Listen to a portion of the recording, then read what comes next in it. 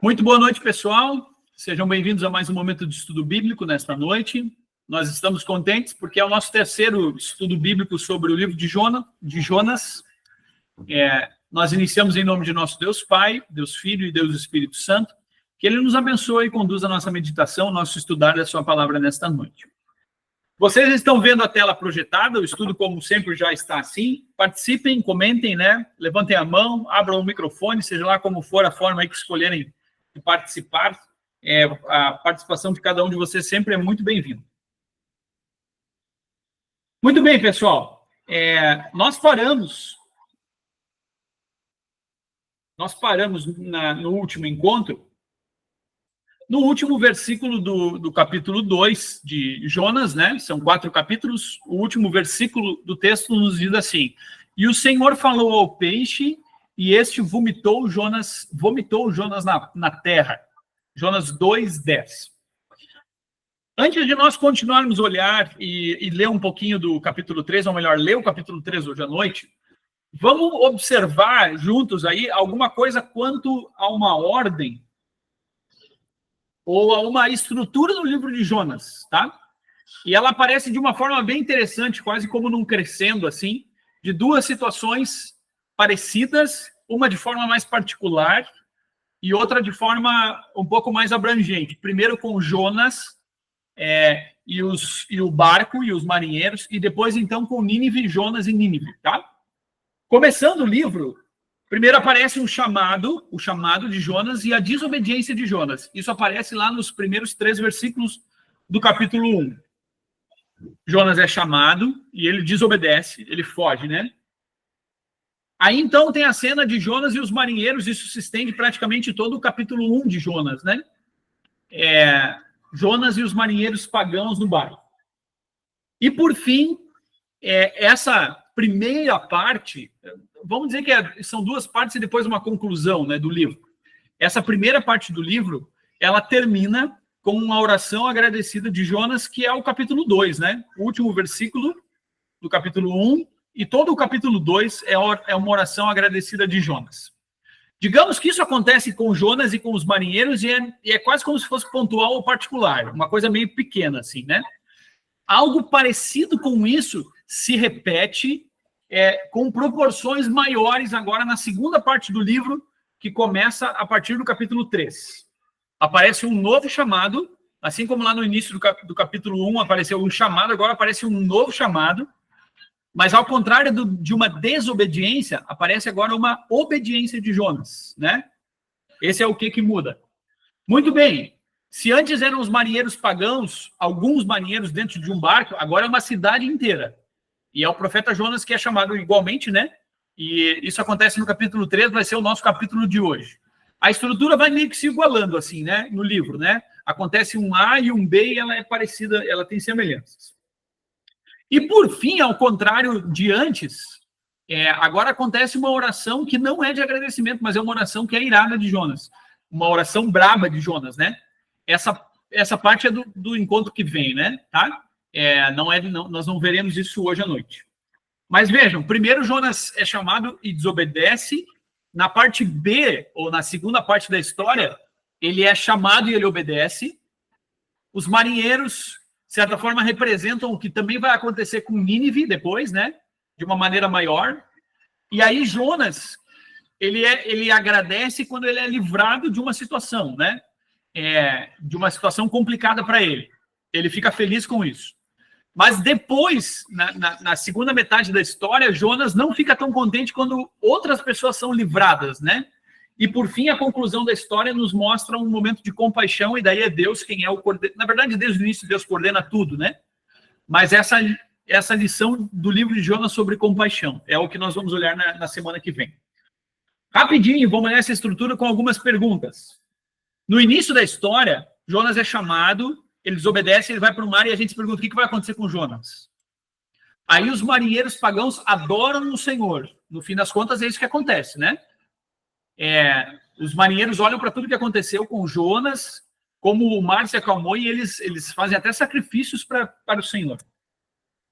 E Jonas, daí, a pergunta é: como que ele reage quando ele é alvo da graça de Deus nesse primeiro momento, Jonas recebe salvação através do peixe, pelo peixe, não só do peixe, né? Como nós falamos. Mas qual que é a reação de Jonas? A gente já leu, né? É uma oração agradecida de Jonas, como a gente viu antes. A segunda parte, a gente se pergunta, e agora, o que vai acontecer com os ninivitas? Antes, o que aconteceu com Jonas, né? Agora, Jonas está pregando lá, e a gente se pergunta, o que será que vai rolar por ali, né? Nínive também adora o Senhor, dando um spoiler do que nós vamos ler hoje, né? A história já é conhecida, né? Mas é mais ou menos para esse lado aí. E, por fim, a outra pergunta a terceira pergunta é como Jonas reage quando a graça é demonstrada a outros? Antes, como é que ele reagiu quando a graça foi demonstrada para ele? E agora, como Jonas reage quando a graça é demonstrada a outros, a toda a Nínive, né? E, por fim, assim como a conclusão, antes ali com a citação do texto bíblico, a gente vê a compaixão com a cidade de Nínive, a compaixão do próprio Deus. Beleza, pessoal? Muito bem, tá? Isso só para a gente pensar um pouquinho na ordem do livro de Jonas. Às vezes a gente lê ele e nem reconhece isso, né? Eu reconheci, na verdade, a partir da pesquisa para a apresentação do estudo, né? Mas é curioso como essas coisas acontecem assim. Isso muitas vezes acontece na escritura, né? Tem algo muito organizado na leitura e a gente sabe que, na verdade, não foi um homem que escreveu, mas é o próprio Deus quem conduz a escrita da Bíblia, né? Algo inspirado, né? Tá? Muito bem, pessoal. Voltando ao versículo onde nós paramos. E o Senhor falou ao peixe e este vomitou Jonas na terra. Eu fiz 3 perguntas no grupo, né? Mais cedo. E nós vamos olhar para elas ao longo do nosso estudo. Finalmente nós chegamos a Nínive.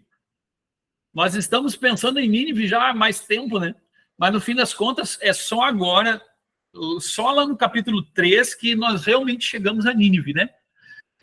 Até então nós não tínhamos chegado lá, por mais que a ordem de Jesus foi dada, a ordem de Deus foi dada lá no primeiro capítulo, versículo 1, levanta e vai para Nínive. Mas Nínive só aparece lá na segunda metade da história mesmo. Pessoal, a partir da pesquisa eu cheguei num site, numa publicação de 2 viajantes aí que mostram um pouquinho do que é Nínive hoje, tá? Na verdade nem se chama mais Nínive, né? Mas assim, algum resquício do que foi Nínive, né?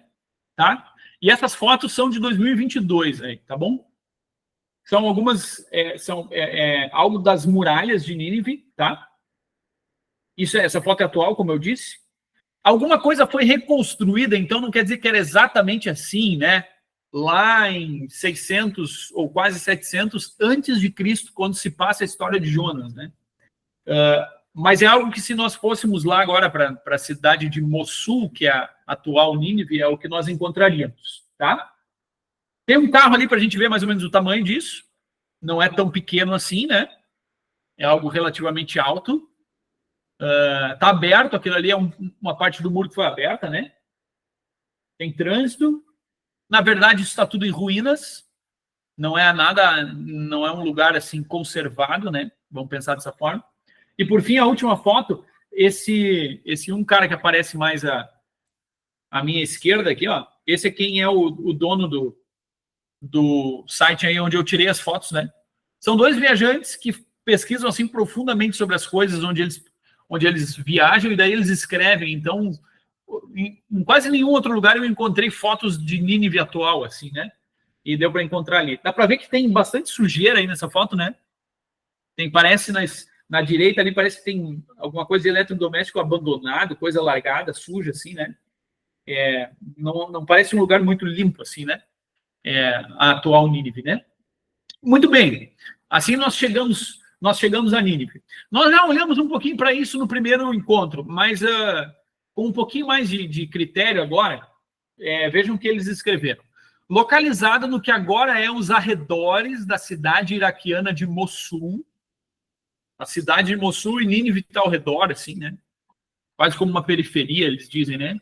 Nínive atravessou diferentes épocas e impérios e rodeou-se de uma aura que sobreviveu até os tempos modernos, quando as escavações começaram a encontrar verdadeiros tesouros que atualmente se encontram espalhados pelos melhores museus do mundo. Depois a gente vai olhar um desses, né? Foi começado as escavações século passado lá e foi encontrado muita coisa nas ruínas de Nínive, né? No entanto, essa retirada de valores, né, esses tesouros que foram encontrados, coisas arqueológicas nesse sentido, né, tesouros arqueológicos, né. No entanto, essa retirada de valores, o avanço urbano, a cidade que vem crescendo lá na volta, e por fim, a destruição causada pelo Estado Islâmico, isso foi tudo destruído por eles, né?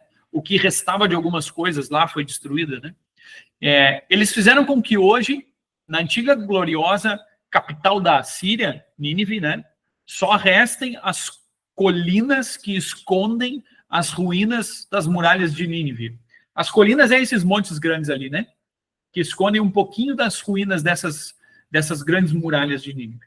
Quem escreve são esses dois viajantes aí, um casal que escolhe viajar ao mundo, né? E assim, daí publica isso depois. Ele é físico e ela é geógrafa. Muito bem, pesquisando na internet, a gente não sabe se isso era realmente assim, né? Mas um pouquinho para olhar para essa tal de para essa glória toda, para essa pompa toda que existia em Nínive, né? Se calcula que seja alguma coisa desse tipo, né? O rio Tigre, ou melhor, a cidade de Nínive, ela está construída na margem do rio Tigre, né? É um rio muito grande, né? Importante na Mesopotâmia, naquela região. Existiam palácios grandiosos, né? A história nos conta isso. Então essa é uma das imagens para a gente tentar imaginar um pouquinho do que o lugar onde o Jonas foi mandado, né? Tá? E aí um relato sobre alguns reis aí para a gente pensar um pouquinho sobre isso. Foi durante o reinado de Senaqueribe, dos anos 705 a 785, vem diminuindo antes de Cristo, né? A última fase da Síria que Nínive sofreu uma grande expansão arquitetônica. Senaqueribe, o rei, remodelou a sua capital construindo palácios, jardins, que se diz terem sido os verdadeiros, na verdade, jardins suspensos da Babilônia, teriam sido ali. Babilônia é um pouquinho mais abaixo no mapa, né? Mas diz que se tinha jardins suspensos lá em Nínive, e as suas imponentes muralhas. Foi durante esse período que Nínive foi a maior cidade da Síria e do mundo, causando admiração em todos os que a visitavam e também sendo origem de lendas para todos aqueles que ouviram falar dela. É isso que eles escrevem. Algo interessante também, no seu apogeu, na sua máxima altura aí, né?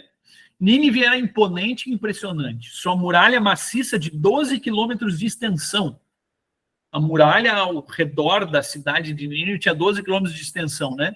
E a altura possivelmente de uns 30 metros. 15 portões grandes davam acesso à cidade. E a cidade tinha enormes fortificações, né? Durante o reinado do Senaqueribe, o palácio deve ter sido um dos edifícios mais suntuosos em Nínive, tendo tamanho de 180 por 190 metros. E esse palácio continha pelo menos 80 salas ou quartos. Isso a partir das escavações que foi descoberto, né?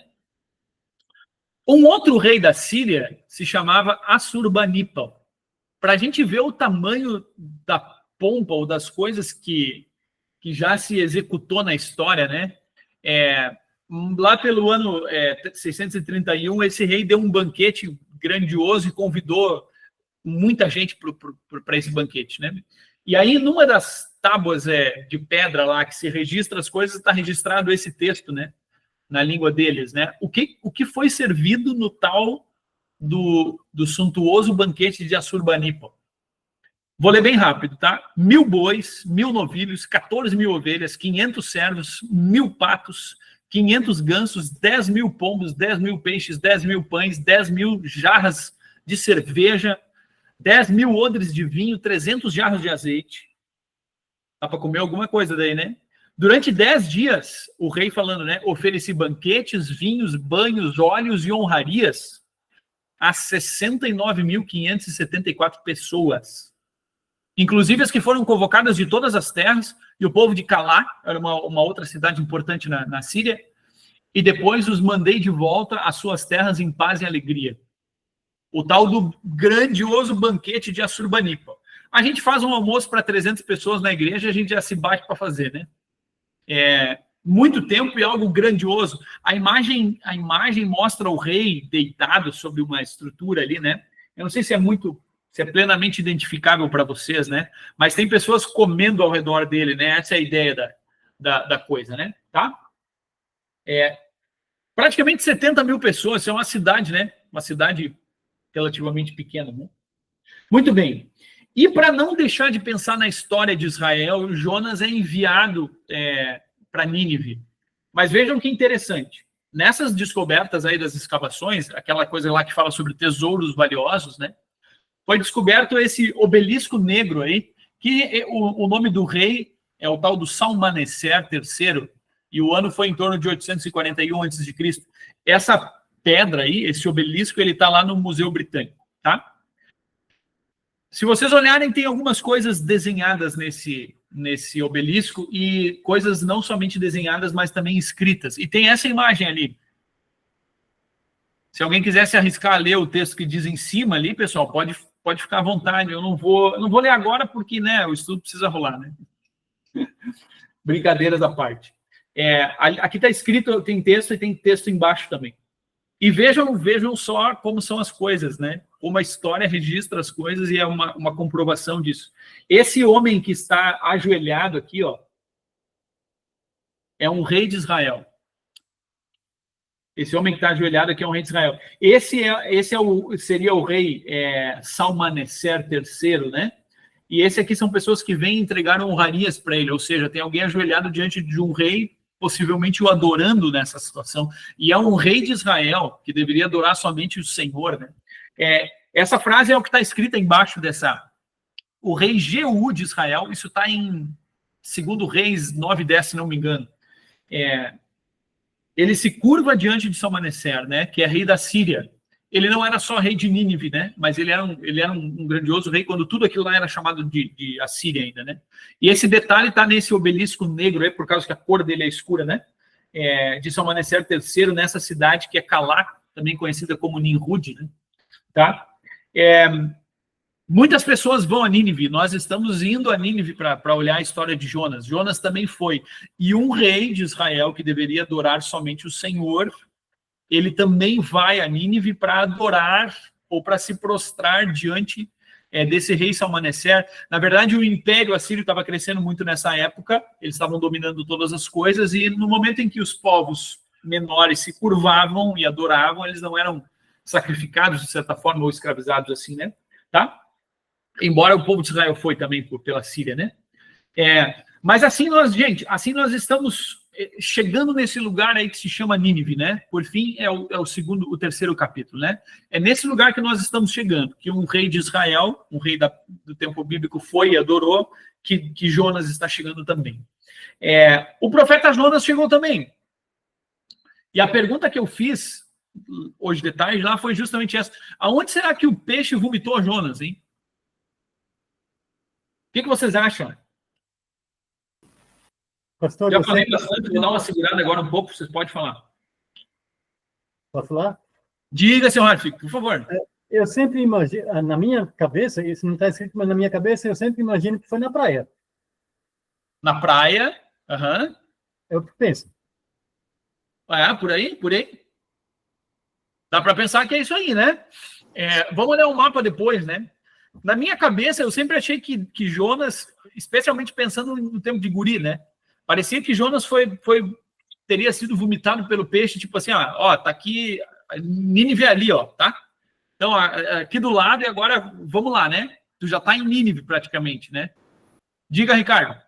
Eu penso que foi na parte urbana ali, perto do centro da cidade, não sei se tem um rio, um afluente, alguma coisa, ele entrou e... Porque ele chegou em Nínive, não na beira da praia distante, né? Não numa beira da praia distante? Não sei se Nínive tem praia ou se é banhada por um rio. Pelo rio eu tenho certeza porque tem o relato, né?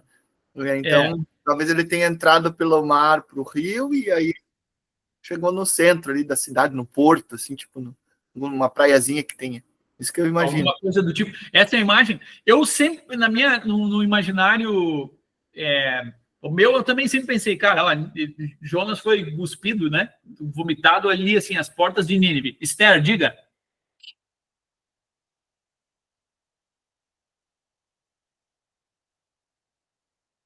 Diga, Esther. Tudo certo por aí? Sim, eu imagino que ele tenha sido devolvido ali em Jope, onde ele subiu para pegar o navio para ir para o outro lado, né? Bem mais para cá do que lá em Nínive. nesse sentido? Daí depois ele foi para Nínive caminhando. Né? Vamos se coçar agora, Jonas, vamos caminhando. Na verdade, o principal acesso para aquela região lá era por caminhada, né? Se a gente for assim pensar. Eu não fiz uma pesquisa muito grande assim para ver se tem acesso, porque é rio, né? Um grande rio, na verdade, né? Daria para pensar, um peixe vai chegar até lá, obviamente, né? Mas quem estuda a história aí vai dizer que, na verdade, Jonas foi vomitado em algum lugar na praia do mar Mediterrâneo, afinal ele tinha pegado o mar para Tarsis, né? Ou melhor, tinha pegado o barco para Tarsis no mar Mediterrâneo. Diga, Ricardo. Ô, pastor, sou eu. Márcio, perdão. Capítulo 3, deixa claro que Deus disse, vai a Nínive. Então, significa que ele não estava em Nínive. Então, ele não foi vomitado em Nínive. E aí, no capítulo 4, no versículo 3, diz, começou Jonas a percorrer a cidade, né? Mas especialmente Deus diz, vai à grande cidade de Nínive.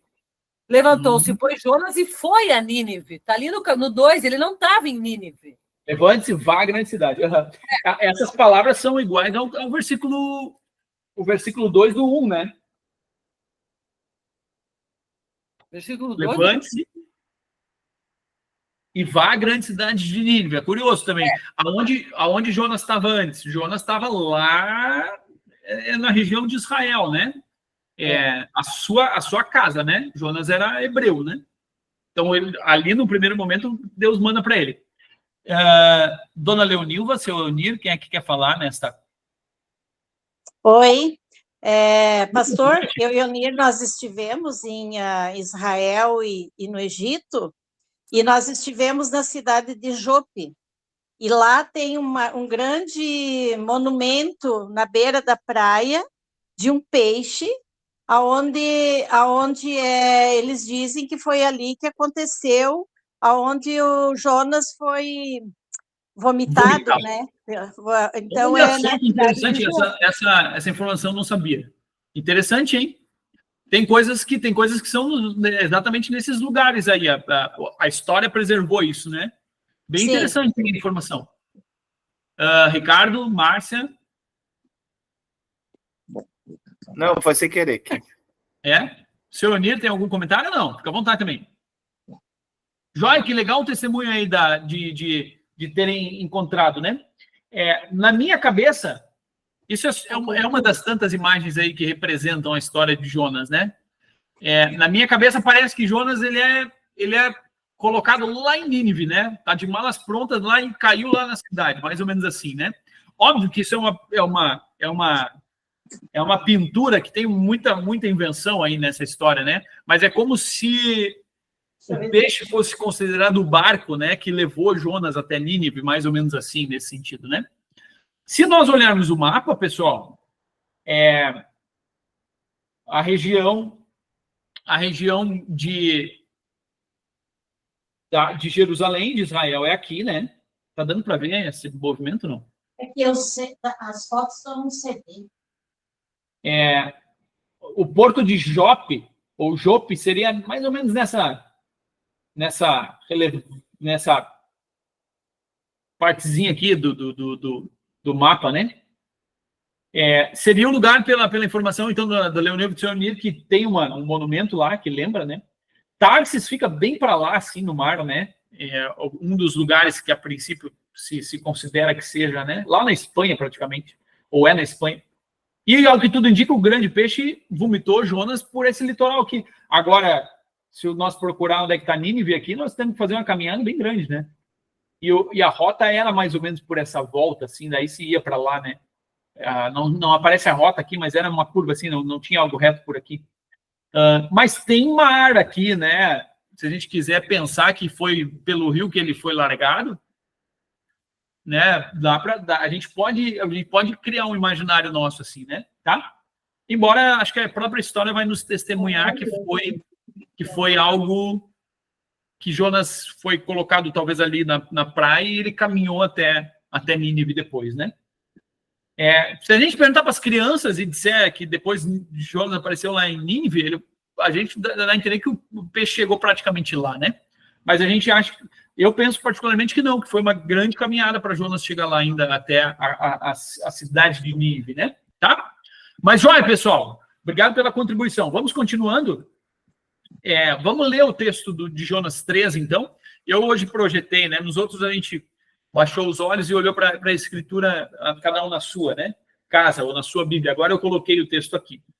Assim diz, então, a palavra do Senhor veio a Jonas pela segunda vez, dizendo: levante-se, vá à grande cidade de Nínive e pregue contra ela a mensagem que eu lhe darei. Isso é muito parecido com o capítulo 1, né? Jonas se levantou e foi a Nínive. Parece a mesma coisa antes. Jonas se levantou e foi para Jope, desceu a Jope, né? Fugiu, né? Segundo a palavra do Senhor. Ora, Nínive era uma cidade muito importante diante de Deus. Eram necessários 3 dias para percorrê-la. Jonas começou a percorrer a cidade, caminho de 1 dia, e pregava dizendo: ainda 40 dias e Nínive será destruída. Jonas 3, 1-4. Eu prefiro a linguagem antiga que fala que Jonas vai ser... Márcia, o que diz lá? Você que gosta dessa sua tradução. Qual é o versículo?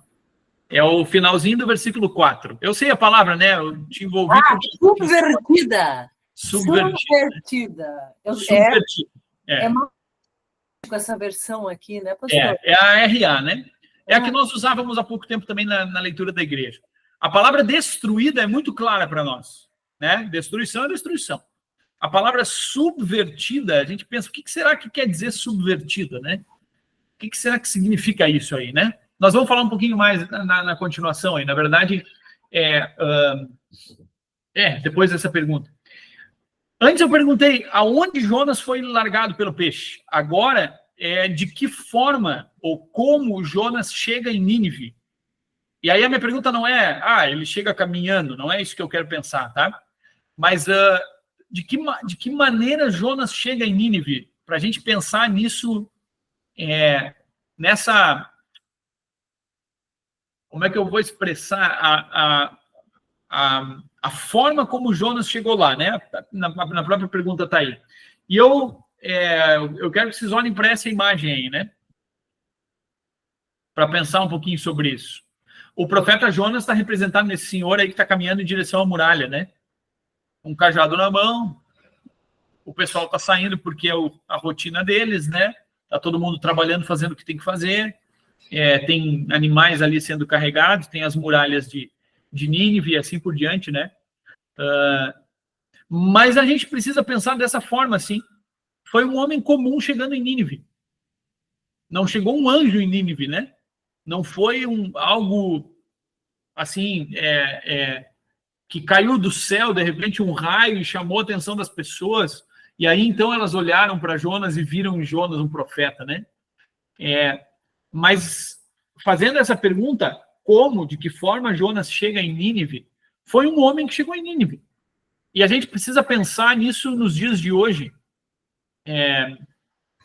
Quando a palavra de Deus chega em nós, ela chega através de homens também, né? Assim chegou no nosso coração, né? Deus escolhe pessoas, os nossos pais inicialmente, vamos pensar assim, e eles nos ensinam a orar, eles nos ensinam o Pai Nosso, eles nos ensinam a importância da igreja, eles nos ensinam sobre o perdão e sobre o amor de Jesus, e é dessa forma que a palavra de Deus chega na nossa vida. Não aparece um anjo, né? Como muitas vezes acontece também no relato bíblico, né? Um anjo apareceu para Maria e daí salve a agraciada, né? Não, a palavra do Senhor chega de uma forma muito humana, né? Chega através de um homem falho, pecador, como Jonas era, né? Alguém que ficou chateado e irado quando o perdão foi concedido para essa grande cidade. É dessa forma que a palavra de Deus, que o profeta chega em Jonas. E isso tem muito a ver, tem muita semelhança com os dias de hoje, assim. E acontece muitas vezes, de certa forma, uma espécie de uma confusão, assim, né? É um homem que está falando aí sobre a Bíblia. Eu não vou ouvir, porque é só um homem. Eu não vou dar importância para isso agora, não vou no culto, ou não preciso participar, porque é só alguém comum aí que está falando disso, mais ou menos assim, né? não se considera a palavra do próprio Senhor sendo dita através de seres humanos, né? É algo do dia a dia, do cotidiano, né? A palavra de Deus se esconde nessas coisas e é dessa forma que ele chega na nossa vida. Através de um recado de uma avó, de um avô, de um amigo, da esposa, do marido, né? É dessa forma que a palavra de Deus chega no nosso dia a dia. Nesse sentido que é a pergunta, né? Como Jonas chega em Nínive? Como um ser humano, como um homem pequeno no tamanho de todas as outras pessoas, pecador igual a todos, né? A segunda pergunta que eu fiz lá no grupo, se alguém quiser comentar, fica bem à vontade aí, tá, pessoal? Sobre o que foi dito antes. Pode me interromper mesmo que eu já lancei a próxima pergunta no ar aí. A partir da pregação de Jonas, o que é para acontecer com a cidade de Nínive? A partir daquilo que Jonas está falando, né? Não o que realmente acontece, talvez, a gente já tem a resposta na mão, né? Mas a partir do que Jonas fala, o que Jonas, o próprio profeta, está esperando que aconteça com Nínive? Que seja destruído, né, pastor? Seja destruída. A partir do que Jonas tem pregado, né? Aí tem uma imagem já da inteligência artificial, né? Mostra uma Nínive, talvez, não sei se era tão grande quanto o que mostra aí, né? Mas mostra um povo ouvindo um homem, né? Uma pregação, dá para ver assim, né? E as pessoas, então, ouvindo a pregação desse profeta que chega de fora, né? Alguém que vem de longe, alguém que vem de fora e traz a palavra do Senhor, como ela também vem para nós, né? Mas a palavra de Jonas é bem simples, né? É uma frase pequena. Ainda 40 dias e Nínive será destruída. Versículo 4 do capítulo 3. É o capítulo que nós estamos lendo, né?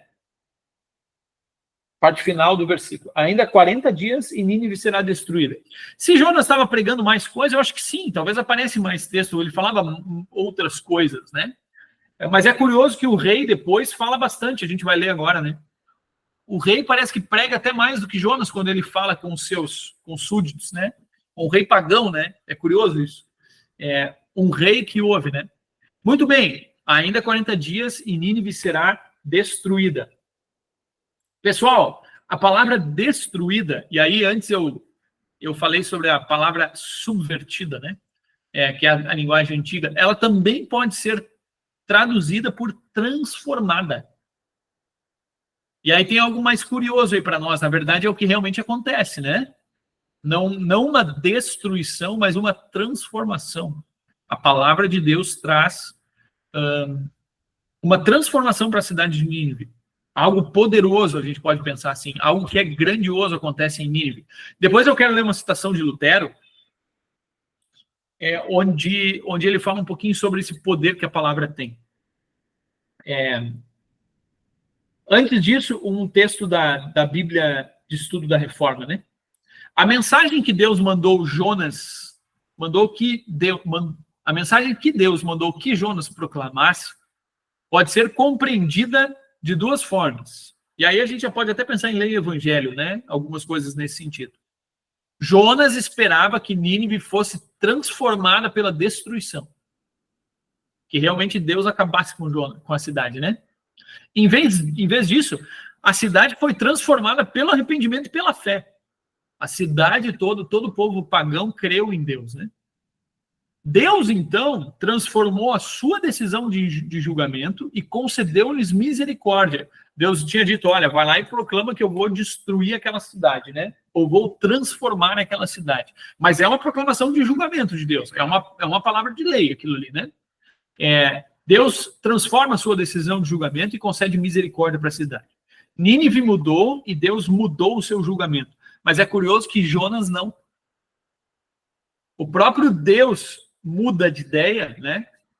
Para usar um termo humano, né? A gente fala, mudei de ideia, né? O mudar de ideia de Deus é diferente, obviamente, né? Não é como, nossa, eu estava enganado, agora voltei atrás, né? Mas é uma forma de falar de Deus a partir da nossa linguagem de ser humano, vamos pensar assim, né? Se chama antropomorfismo, né? Nínive mudou e Deus mudou o seu julgamento, mas Jonas não.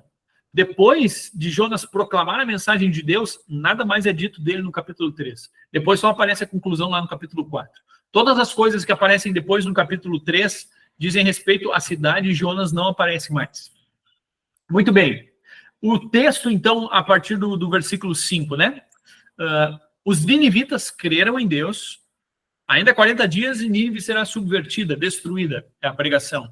E aí, o próximo versículo, do nada ele diz, os ninivitas creram em Deus, houve fé.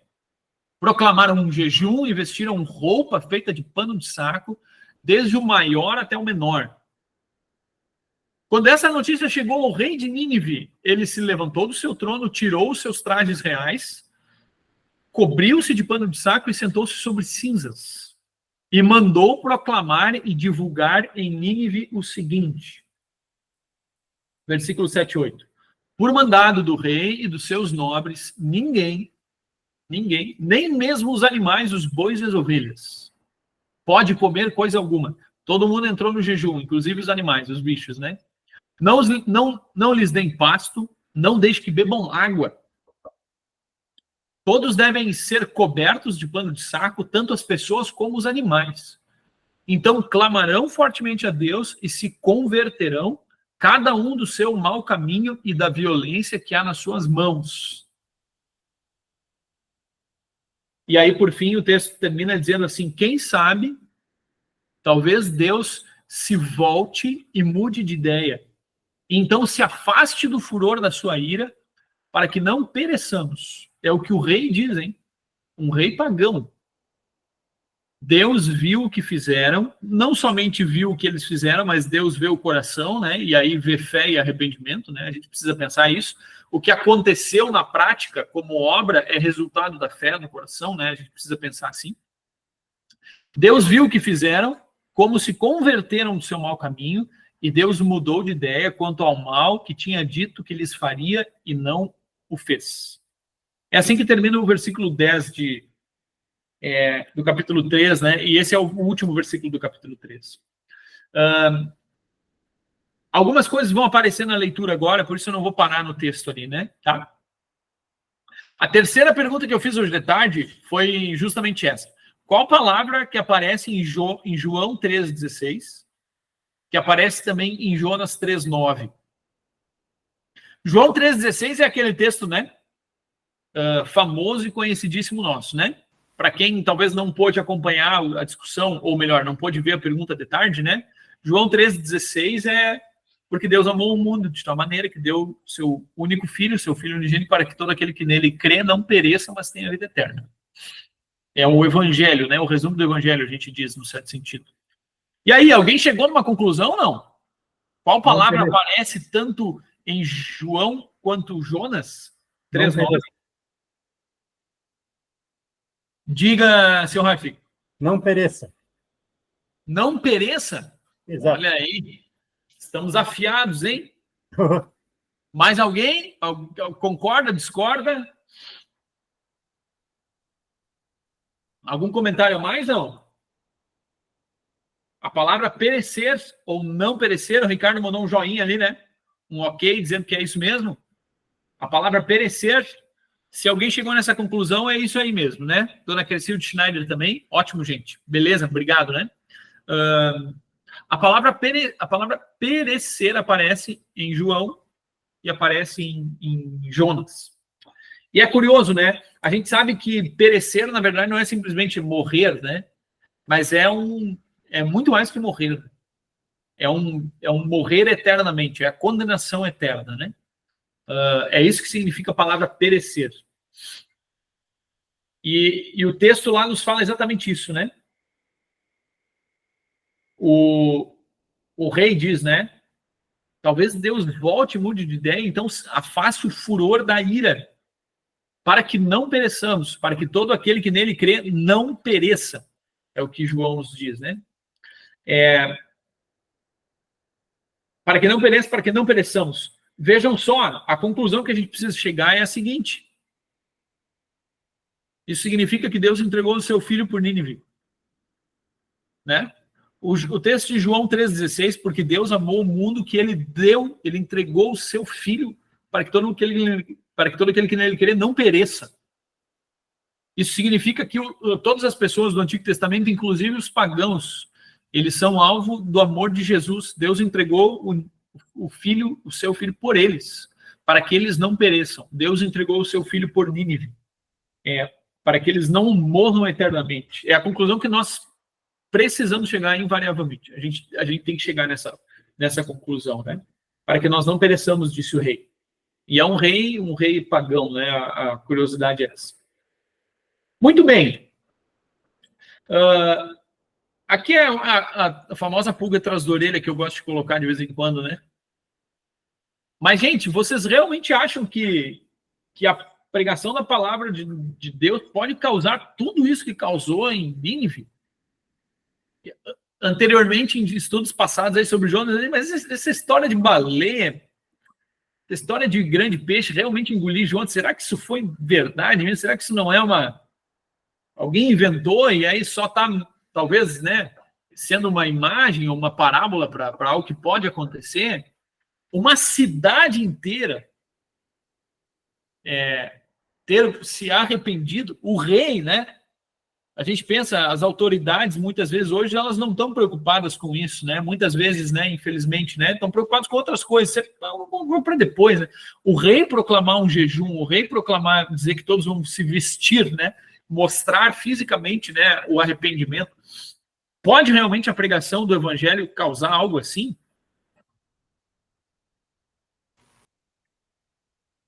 O que nós diríamos? Eu diria que sim. Com confiança nós dizemos que sim, né, seu Hartwig? Com certeza. Até porque o João 3,16 nos leva a isso, né? Onde ele vai nos levar. Precisa nos levar, né? Eu quero citar, para chegar ao final do estudo de hoje, algumas frases aí que o reformador Lutero escreve nesse livro, que é As Obras Selecionadas, né? Um livro muito conhecido, editado pela nossa igreja, pela ESLB também. O volume 13 tem comentários do Antigo Testamento, interpretação do texto do Antigo Testamento, e um dos livros que Lutero interpreta é o livro de Jonas, né? Tem algumas páginas ali de interpretação do livro de Jonas. Mas antes de ainda olhar para esse texto e ler ele para vocês, a minha pergunta sobre se realmente a pregação da palavra de Deus pode causar tudo isso. Hoje em dia, quando a gente pensa nela, às vezes a gente não tem uma ideia de que isso não está funcionando. A gente, como igreja, né, não gostaríamos que os membros viessem para ouvir. Muitas vezes a gente pensa, mas nem os membros vêm, né? Nós vemos no culto e a gente diz, poxa, por que é tão pouca gente? Nós nos preocupamos com isso. Aos nossos olhos, parece que a coisa não está indo adiante. A gente pensa assim, né? Não, isso aí parece que não vai funcionar. O resultado disso aí parece que não vai dar em nada. Muitas vezes nós julgamos assim, nós pensamos que é dessa forma, né? Porque a gente enxerga muito pouco, na verdade é isso que acontece, né? Essa é a minha pergunta, gente, né? Eu não estou pensando só lá em Nínive, muito menos em algum acontecimento na história, muito tempo atrás, mas eu estou pensando nos dias de hoje. Poxa, o pastor ali se dedicando, né, fazendo alguma coisa e parece que ninguém está ouvindo, né? Não muda nada na vida de ninguém isso, né? E aí a pergunta para mim e para você hoje, né? Como membro de uma igreja cristã hoje, pode realmente a pregação da palavra causar tudo isso? Talvez ainda a gente poderia colocar assim, até que ponto, quando nós um dia enxergarmos o resultado da pregação da palavra, né? Isso vai ser uma surpresa gigantesca para nós, né? Algo que hoje parece tão ínfimo, tão pequeno, assim, tão remando sempre, né? Sempre a passos de formiga, né? A palavra de nosso Deus promete que vai ser algo grandioso. E aí, então, o reformador Martinho Lutero, ele fala de uma forma muito bonita isso, né? Deus concedeu palavras muito sábias aí a esse homem, né? Que a gente tem a graça de poder acompanhar e ler um pouquinho nos dias de hoje. Eu vou ler algumas partes, é um pouquinho longo, eu acabei não colocando, então tentem acompanhar aí com os ouvidos, né? Lutero está falando de todas as coisas que acontecem na história de Jonas, e aí ele, então, comenta sobre essa questão. Em hebraico, Jonas significa pomba. Não sabia disso. Em hebraico, Jonas, a palavra Jonas significa pomba. Ora, no Novo Testamento, a pomba é o símbolo para quem? É o símbolo para o Espírito Santo. Lucas e João, especialmente, até mesmo para o Espírito Santo revelador. Alguém que revela algo. Alguém que foi dado, ele que foi dado, para proclamar Cristo no mundo por meio do Evangelho. Portanto, Jonas é com o seu nome um modelo do Espírito Santo e no seu ofício ele é algo que o Evangelho traz. No seu ofício, o próprio Evangelho, nesse sentido. Jonas é com o seu nome um modelo do Espírito Santo, a gente pensa numa história do Antigo Testamento, né? E o seu ofício, o próprio Evangelho. Ora, o fato de Nínive ouvir e aceitar a palavra, jejuar e vestir pano de saco e assentar-se sobre cinza, significa que a palavra de Deus produz fruto. Tudo isso acontecer com Nínive, ouvir, aceitar a palavra, jejuar, vestir-se, assentar-se sobre cinza, significa que a palavra de Deus produz fruto, não é infrutífero, por mais que os nossos olhos não enxerguem. Ah, é só uma história, né? Lá no templo. Não, é só uma pregação no domingo de manhã que poucos ouviram. Não, a palavra de Deus produz fruto. O fato de Jonas também ter sido enviado, assim, da terra judaica para um país estrangeiro, significa que o Espírito e a palavra de Deus deveriam ser tirados do povo judeu e dados aos gentios. Existe essa promessa, né? De que não é só para os seus, mas o próprio Espírito vai chegar em todas as pessoas, né? Como Cristo diz em Mateus, em verdade vos digo que o reino de Deus vos será tirado e será entregue aos gentios, para que produzam os desejados frutos. Mas o fato de ele fugir e enfrentar tal perigo no mar representa a cruz e a perseguição que sobrevém ao evangelho no mundo. As dificuldades que Jonas viveu, Lutero enxerga isso como uma imagem assim para perseguição e para a cruz, né, que o evangelho sofre no mundo. De modo que parece que o ministério cristão da pregação está fugindo e vai desaparecer e se perder. É a reflexão de Lutero, né? O Jonas está fugindo, o mar é gigantesco, assim também o evangelho parece que, e o ministério da pregação, ele parece que está fugindo, parece que ele vai perecer e parece que ele vai se perder. Ele parece fraco frente a esse estado de calamidade, porque as pessoas que o exercem são como fugitivas, isto é, são fracas e insignificantes. Aqueles que exercem a pregação da palavra podem ser vistos como fracos e insignificantes, é a reflexão que nós estamos fazendo. O mar, isto é, o mundo, é grande e poderoso em sua fúria e em sua brabeza. A baleia é horrível, é assustadora com a sua goela e com os seus dentes. Isso é o príncipe e Deus deste mundo, é a comparação que Lutero faz. O diabo é cruel por intermédio dos seus príncipes e grandes senhores, estrangulando e matando, querendo acabar com a pregação da palavra de Deus. Ainda assim, porém, Jonas é preservado poderosamente pela força de Deus.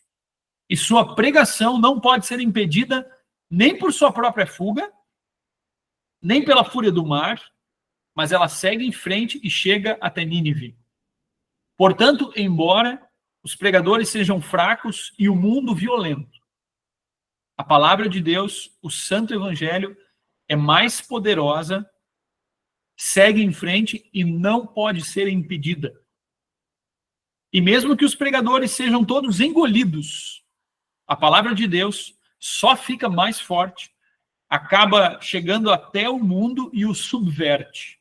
É a palavra de Deus que subverte o pecado no mundo. Como vemos, isso também aconteceu com os apóstolos, para nos servir de consolo, para que nós também não nos assustemos com o mar, com a baleia, tendo sempre a certeza de que a nossa palavra, ou a palavra do nosso Deus, o Evangelho, é mais poderoso do que tudo isso. Portanto, o convite do reformador é consolador para nós, né? É algo que acalentou o coração ao ler aí esse comentário de Lutero. Nós, às vezes, fazemos todas as coisas e nos sentimos muito pequenos.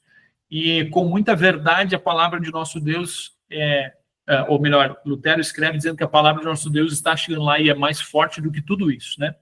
Ela vence o mundo, né? Vence o pecado e produz fruto. É consolador para nós isso, né? O que nós fazemos hoje à noite aqui, né?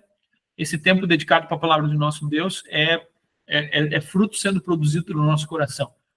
Que essas palavras sejam, né, abençoadas, né, na minha vida e na sua vida. Queridos, e com essa citação aí de Lutero, eu chego no final do estudo de hoje, e agora já são 9h01, né? Como eu tenho brincado nos últimos encontros, semana que vem, nesse mesmo horário, nesse mesmo canal, capítulo 4. Ok? E assim nós encerramos ou chegamos no final do estudo de hoje, né? Tá bom? Algum comentário, alguma colocação? Fiquem à vontade também para compartilhar aí, né, gente? Temos um tempinho para isso, né?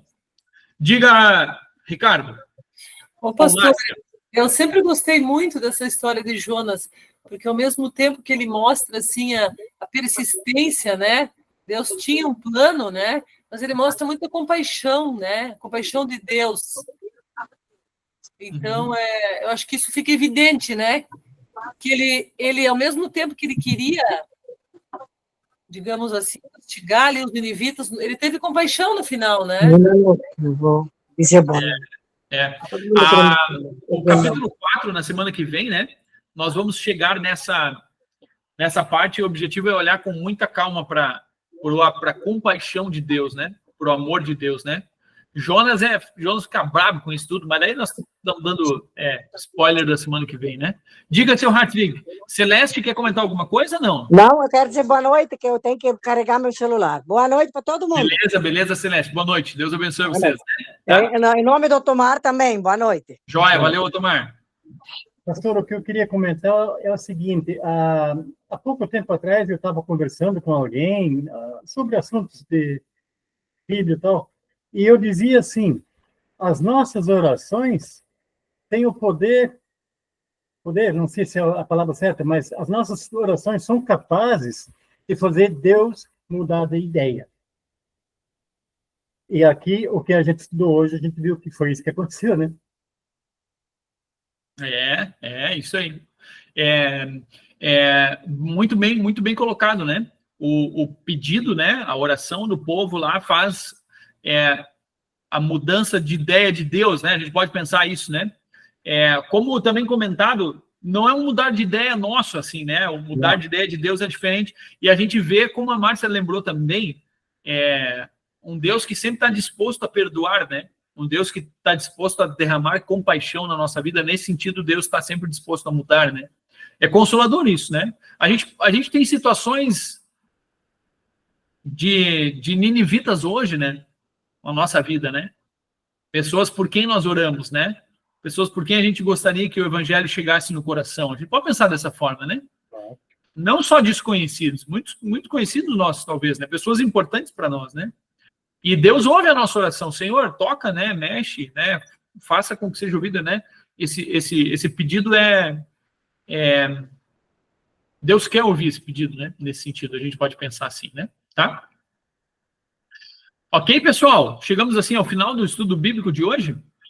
Valeu, obrigado pela participação de todos. Eu vi agora que o Ricardo comentou qual o nome do local atual, né? Eu abri o chat ali, né? O nome da cidade é Mossul. Mossul. Tá? Queridos, eu vou terminar a gravação.